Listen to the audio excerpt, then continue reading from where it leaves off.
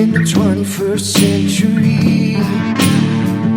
Hard-working people working hard for you and me. Moving higher, time and time again. Through the years you'll find us here. Moving higher. Hello and welcome to Moving Iron Podcast number 182. This week my guest is Rich Posson, and this edition of the Moving Iron Podcast is brought to you by Dawson Tire and Wheel, your premier ag tire and wheel provider in North America, helping people grow. TractorZoom, delivering insights, and Dryshod Boots, the official work boot of the Moving Iron Podcast. So I'm super excited to have Rich Posson back in the mix here.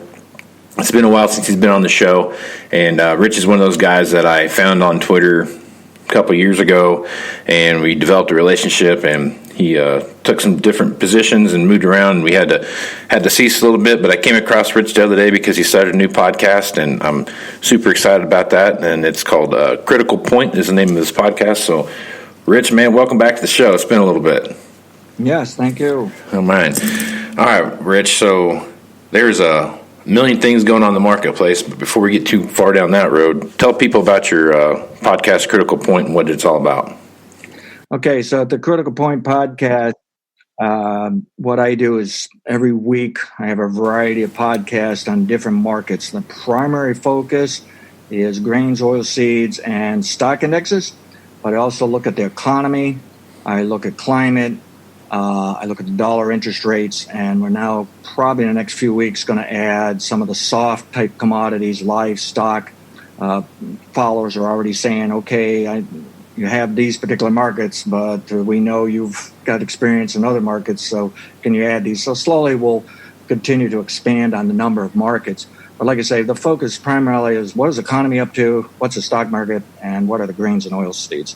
So these podcasts put out analysis, and yes, there'll be some audio podcasts where I'll primarily just give an alert, a signal, a quick opinion. Otherwise, the podcasts are videos because I like people seeing what I'm looking at on my chart, and I label the chart with what the model is putting as its output. What's the model calling? What is it forecasting? And it makes more sense to people than if they tried to read a report and look at a chart. They can see me actually drawing on the chart, help explain it. So they really like that. And so I just do this week after week and charge a small fee for the premium service. That's pretty much where we have the alerts and signals. There's a lot of free information and on analysis and opinions of what I think is going on in the world. Okay. And where do people find that podcast at? criticalpoint.podbean.com. Okay. It's a very simple site. It'll just come up. It just has a list of the various podcasts. Some people are finding it through the Apple podcast system as well, but you have to remember in the premium service, you need to go to the site and sign up. Gotcha. Okay. Right on. So that's the best website to go to find your podcast and then all your analysis as well. Yes. Okay. Right on. Good deal. Okay, Rich. So speaking of analysis, so there is just all kinds of stuff going on. Economy's in turmoil. Just I know right before you were on the podcast last, this would have been about Christmas, right around Christmas of 2019. Rich was on, and we were talking about some stuff, and you were kind of laid out a few alerts and some ideas that you saw there was going to be a contraction in the market and the overall economy, and we started to see that long before the coronavirus thing happened, and now the coronavirus still kind of eased into it and made its big splash, and here we are, and it doesn't really matter what market you're in; they're all kind of going crazy. So. One thing that I've been paying close attention to, just because its correlation to corn, is ethanol. And as I look at the ethanol market and I start seeing what's going on out there, I just have this. It just makes sense to me that once ethanol plants are drawing in corn and making ethanol again, obviously the price of corn is going to go up. Before that happens, we got to get people working and people driving and doing all these different things and using fuel to go from point A to point B. I guess what's your thoughts on that, and what's your thoughts on overall just the energy market in general? Right. For the ethanol, in fact, I'm looking at ethanol futures chart right now. You can just see we had that serious collapse in late February through March, right in line with the collapse of the economy, stock market, crude oil. Everything was falling apart. But as of this week, we've seen a nice recovery here. Basically, looking back, probably 4 weeks ago, looks like ethanol was down about 83 cents, and this looks like it closed this week out at $1.10. And some of the news that's come in is that the ethanol industry is getting its act together. It's trying to balance out supply and demand. As we know, it really shut down, far more shutdowns than I can recall in prior years. And now what they're saying is they're starting to draw those stocks down. So that's starting to support price here. We're also seeing some stability in the crude oil market, so that's trickling in the gasoline market. So, it's looking a little bit optimistic here that ethanol has found a floor. Now, that doesn't mean it's going to fully recover overnight either. Right. We still have a lot of demand issues over on the gasoline side. Gasoline basically was down 42% in demand here, and that only took it a couple months to do it. And back in 2017, with a major energy company that was also a major ethanol producer, I went ahead and made a forecast that, I was looking for a recession in 2018 to 2021 and was going to do the best I could catch the top. And I said, I think it's going to be a mild recession, but I said you could still see gasoline hit by 7 to 15% in demand. And here we have this virus-related recession, and, man, it just got slapped. 42% down in demand. And global demand's been off 30 or 40% as well, so it's worldwide. So serious a hit on demand on gasoline. So it's fully understandable why crude oil and gasoline took hits and why ethanol had to follow.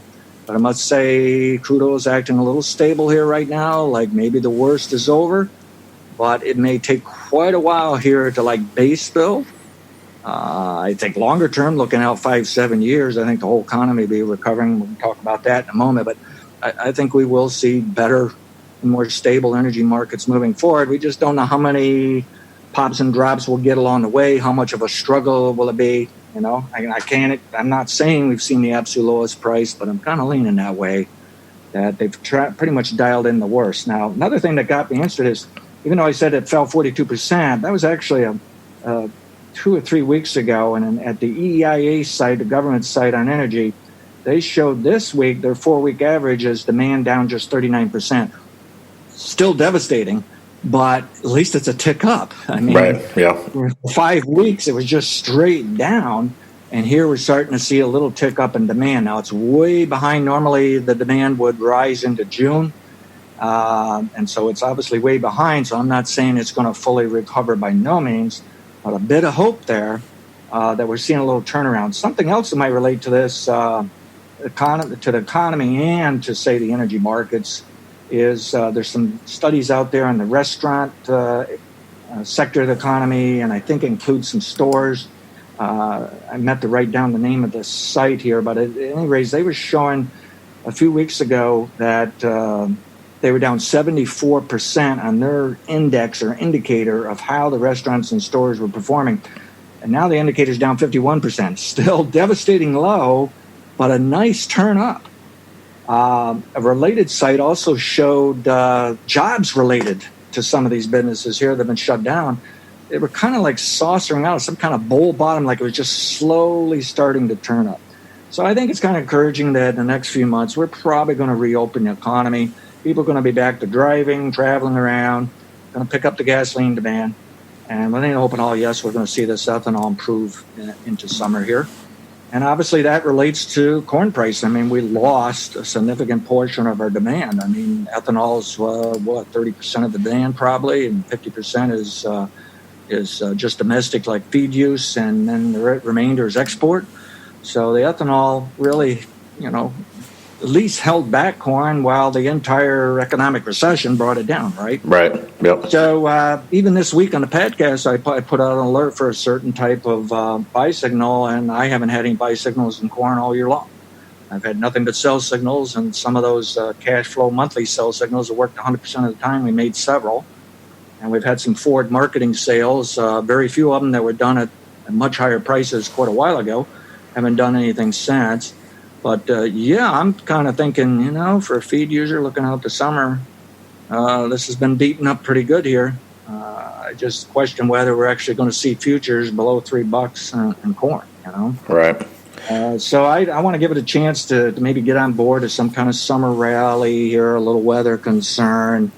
And I'm sure they're going to me, all these commodity futures traders, at least, if not the commercials, and I've worked for commercials in prior years here, it just feels like everybody's going to say, you know what, we will get through this, and better days are coming. So how cheap do we really want to sell things? They're going to start flipping to where they have to be optimistic, and they got to get out there and do some business, right?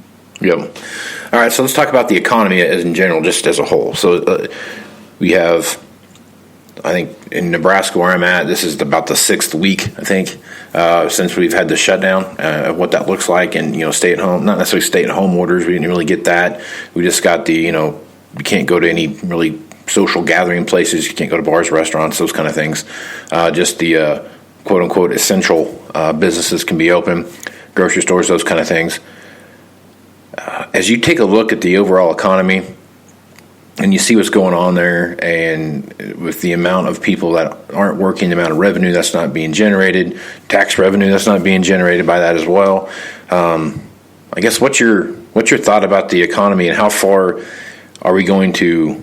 I mean, this recession thing, we teetered on that all the way through 2019, going into 2020, and through the spring here, and now we're at, and they've pumped so much money into the marketplace. Quantitative easing is just taken back off again.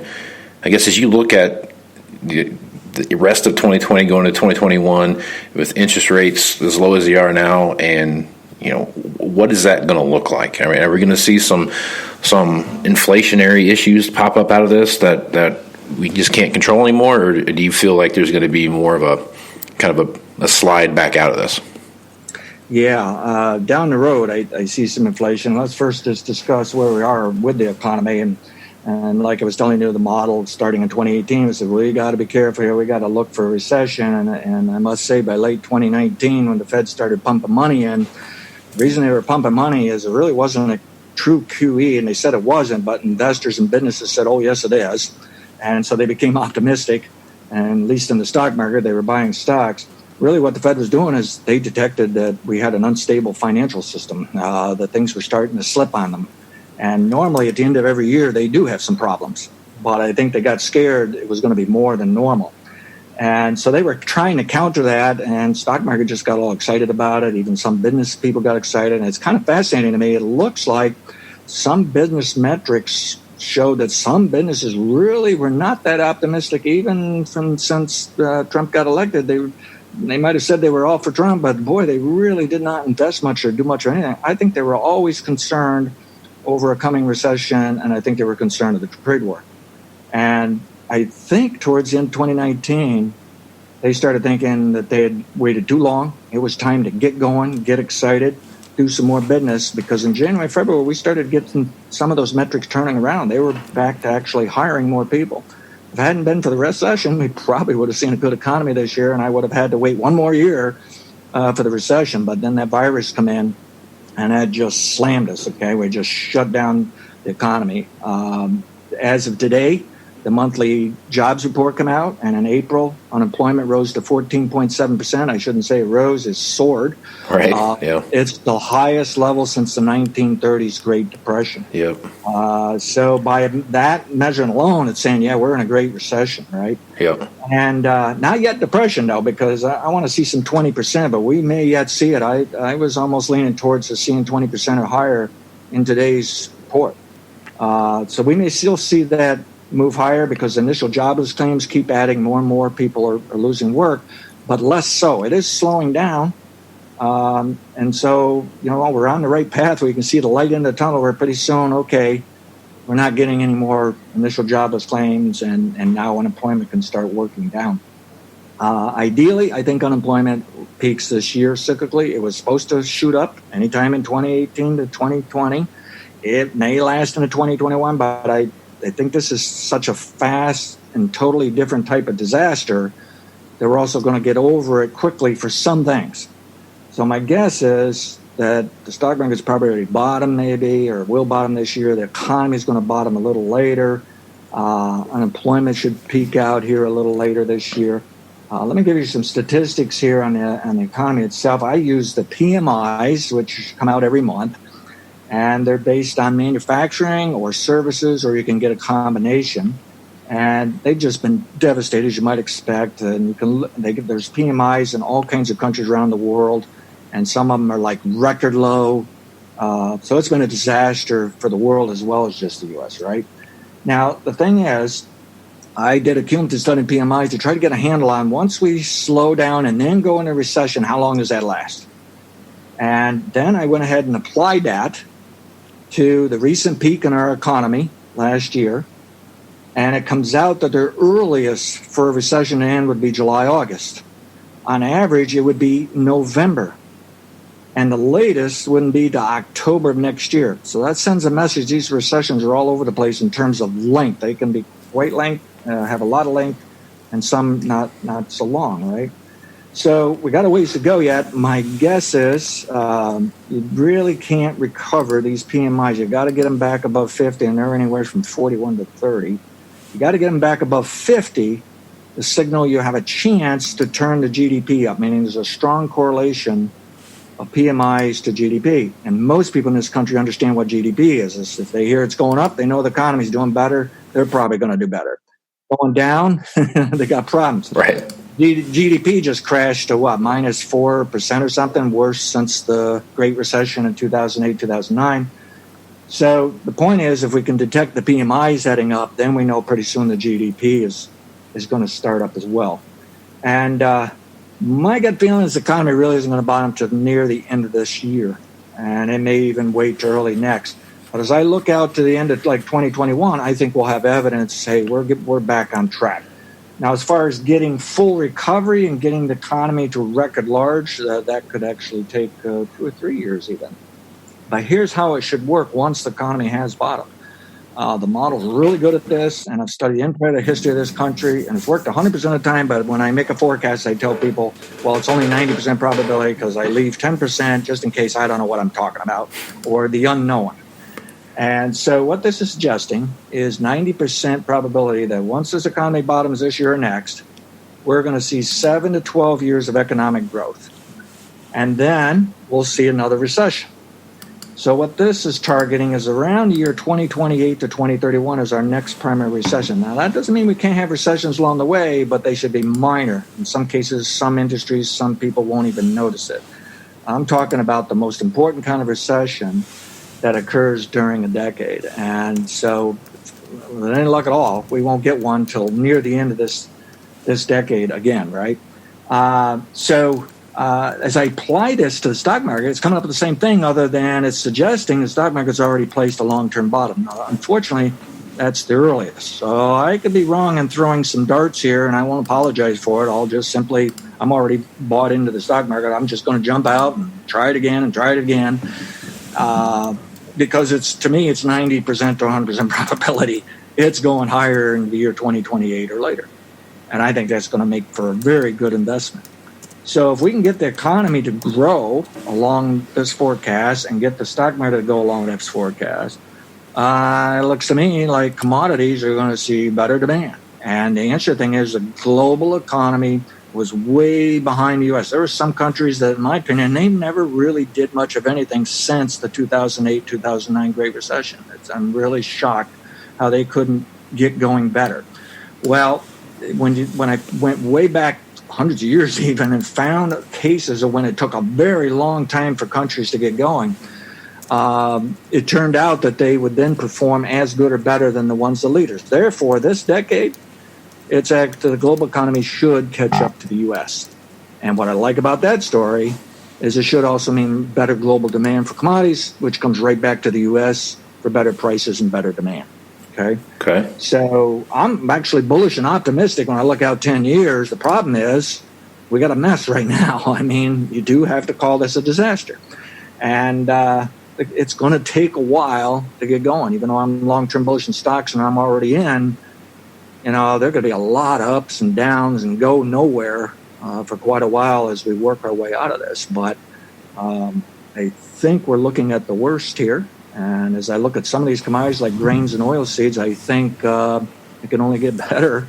And as I look at applying some cycles to temperature, precipitation, and corn yield, corn production, same for soybeans, we're due for a crop problem in 2021 to 2024, and I'm pretty confident of that. I can't tell you which year it'll be, and it might even be 2 years that we could have complications.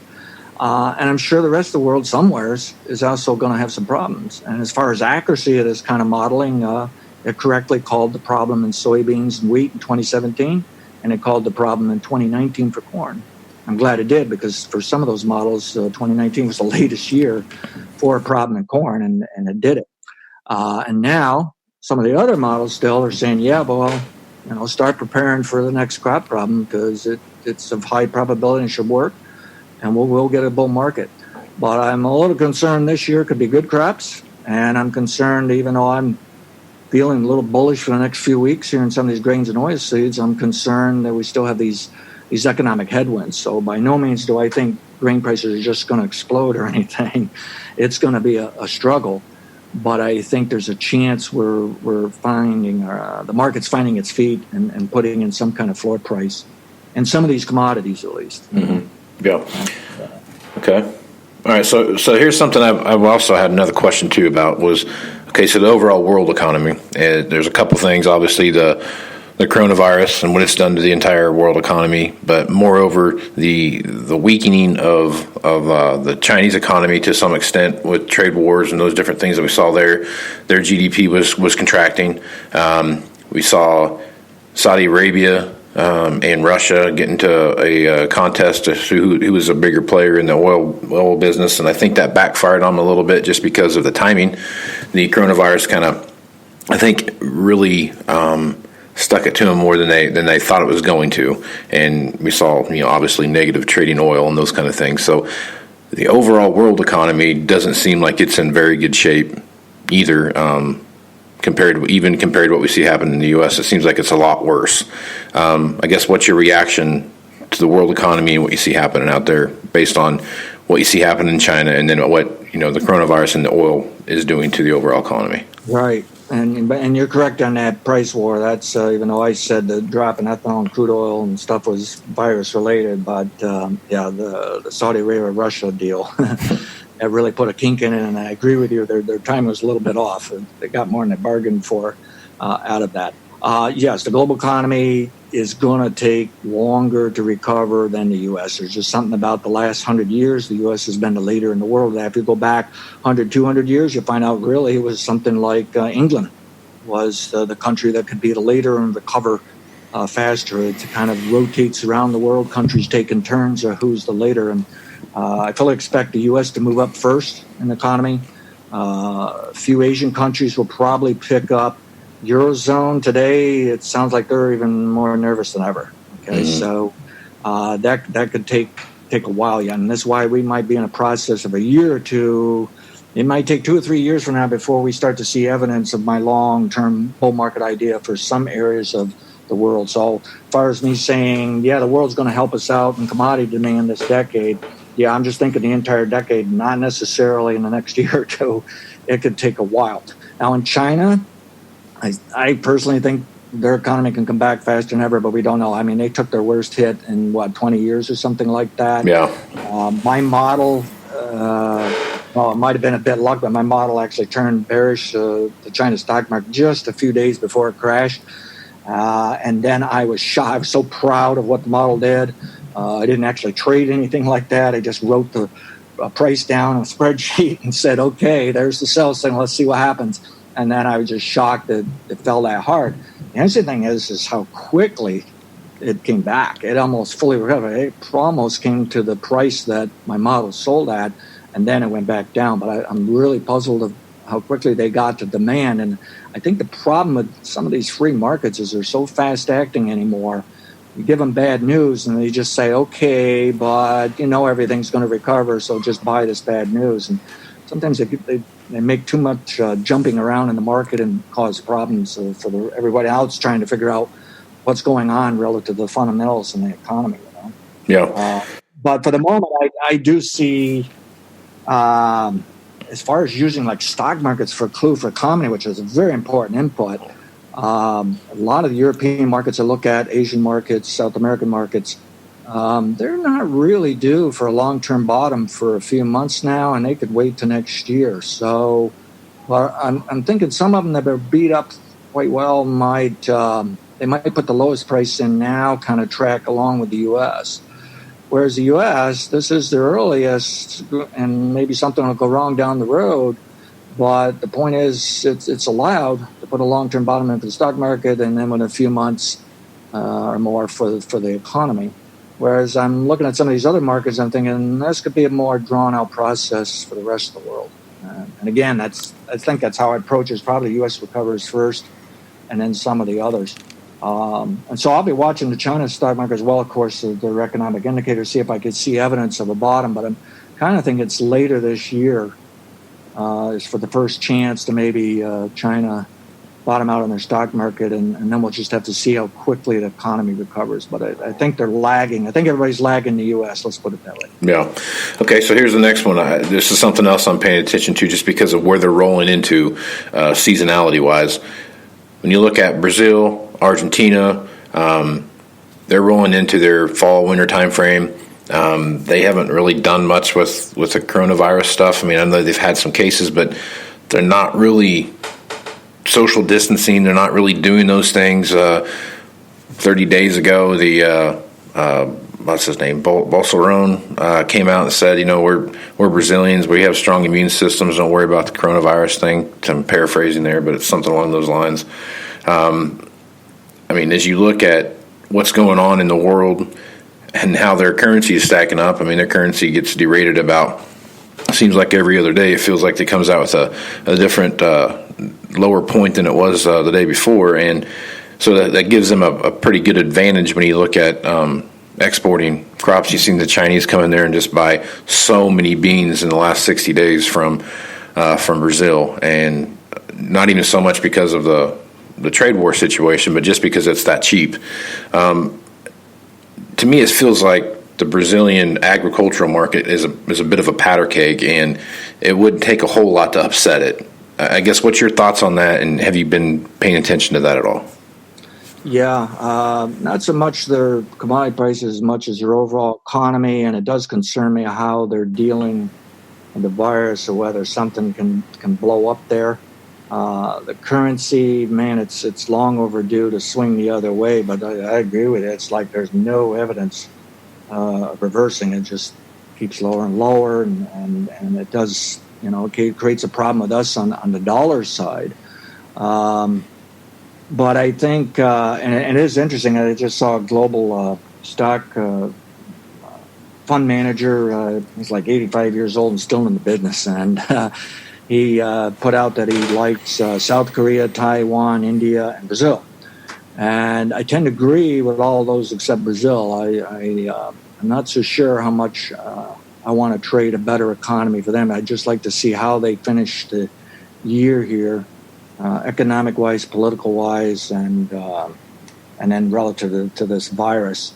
Now, as far as upsetting in terms of can they have an economic blowout that just kind of forces their farmers to dump onto the market their commodities, I don't see much evidence out of anybody in South America that really works. They kind of do just like the farmers here in the U.S. that if things are getting bad and you're not giving them the price, well, you're just not going to buy it. And they're going to set on it.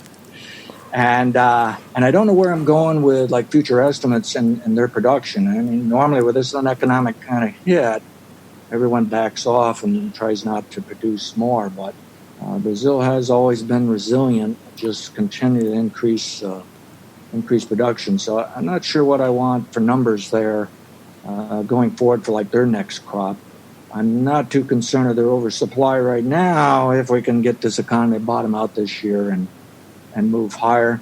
If it wasn't for our relations with China, I still believe China would prefer to do business with us. And but when you have Trump, coming out saying, well, I don't like what they did over the virus, and this might impact our trade deal. And, Yeah. kind of like shoots us in the foot here. This is trying to heal, get better, Yep. But ultimately, again, as I look out in coming years here, China's economy is going to recover and do well, and so is the U.S. And the interesting thing is, I really wish, for commodities, I'd like to, of course, see the dollar come down, as I'm sure a lot of people would. But and it's interesting. Some people would say, yeah, but you have to allow these countries to take turns of getting a benefit from their currencies, and so you want South America to maybe be weak and the U.S. dollar is high and give them a chance. And the crazy thing is, as I look back the last 30 years, it seemed like the global commodity economy did better when the U.S. dollar was weaker. Though even the South America countries still got more business anyways, and we got more business. So I'm not sure what to make of that, but right at the moment, we're certainly not seeing the weaker dollar. Yeah. So, Yep. which then brings us to your question on inflation. I must say, billionaire Paul Tudor Jones came out today or this week and said he's now a buyer of Bitcoin, and it's going to be a very small purchase. He's just using it as inflation hedge, but he really called the gold market this year and some of this economic problems. And yet here he is now instant Bitcoin. I think he's basically saying he thinks Bitcoin could be a better inflation hedge than gold, that you can make more money that way to counter inflation. But why is he worried about inflation? Well, he said, if you look at the amount of money that's been printed here in the U.S., he says, how can you not have some inflation? The way he described it like a month ago when they started when the Fed really jumped in and started cranking things up, he just said, this is like bringing a nuclear bomb to a war. He says, you just blow everybody else out, Right. And I think you and I discussed this a long while ago. You can see that you get these trends for 20 or 30, 40 years when interest rates, inflation are all going the same way. And we saw that from, say, 1950 to 1980, or even 1930 to 1980. We saw rising interest rates, rising inflation. We saw higher real estate. Commodities were higher, but they had quite a few years along the way of just moving sideways, and then you would just get explosions. But basically the trend was higher. There was higher labor costs, which helped trigger that higher inflation. But basically the economy grew, by some measurements, grew better than what we've seen since 1980, actually. So it was kind of crazy that we had high inflation, but the economy, by some metrics, actually did better. The sad thing is about 1980, inflation got so high it was killing us. It backfired on us. It burned out. Well, the interesting thing is when that thing burns out, you normally go swing 20, 30, 40 years the other way when you're going to have lower inflation, lower interest rates. You move into a disinflation type of economy, and eventually you do produce too much and you create lower commodity prices. And except for weather scares and actual weather bull markets, you can see that's just what has happened since 1980. Everything came down.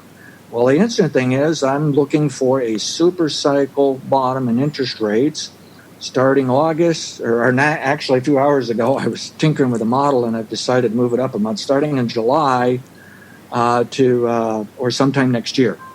Now, that's the free market interest rates. The Federal Reserve doesn't have to raise its interest rates for 2 or 3 years. It will likely keep interest rates low even as the economy is doing quite well. It wants to be safe. But the free market interest rates can start moving up at any time now. And generally, inflation will probably follow with that. And with all this debt and higher interest rates, it's going to concern people. And I think it can also lead to more inflation. I think this thing can repeat.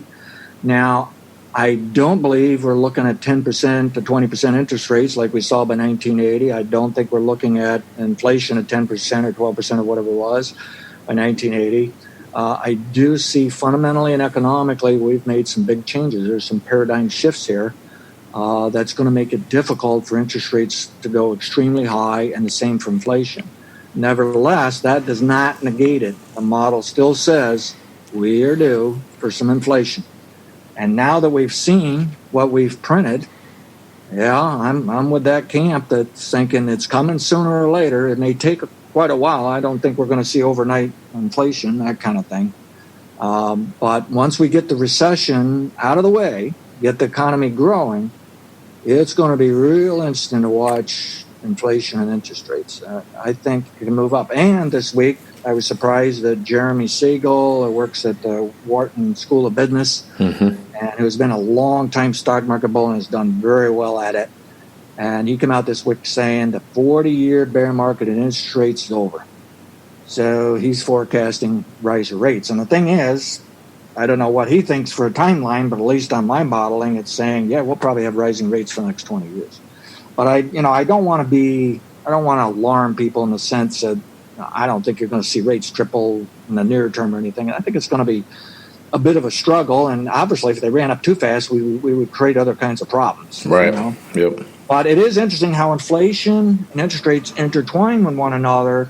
If you start raising inflation, pretty soon the banker just says, well, gosh, I got to get more money for these loans. I'm falling behind. So they raise interest rates. Well, it works the other way as well. If interest rates start going up, pretty soon people are saying, well, I need more for my commodity, or I need more for my widgets or my services. I got higher costs, So I think this can work. But we'll see. I'm not so sure interest rates are truly bottomed. I could see where Siegel's called it, and we've seen the lowest rate, but I guess I'm going to wait a little bit longer here. And if I have to call it a little higher rate, I'm fine with that. But I think it's coming. I don't, especially with billionaire Jones, he's a hedge fund manager, if people don't know who he is. And he's not one of the gigantic ones, but he's been around since the 80s. I've been a fan. I like a lot of his concepts. And he didn't get where he is without having some pretty good talent and intelligence there, right, and how to trade things. So I'm just fascinated that I feel like I'm doing something different in this analysis, and then I can look over at someone else someone like Jones, I think, has 40 analysts working for him, and all these global connections. And here he is, he's making an inflation bet as of this week, apparently. Yeah. So yeah, I think that can happen. I think that's got to be on our radar screen, and I just feel like my model is, followed well for a few decades here, and it's studied all the history going back 100, 200 years, and so why wouldn't I follow it for the future?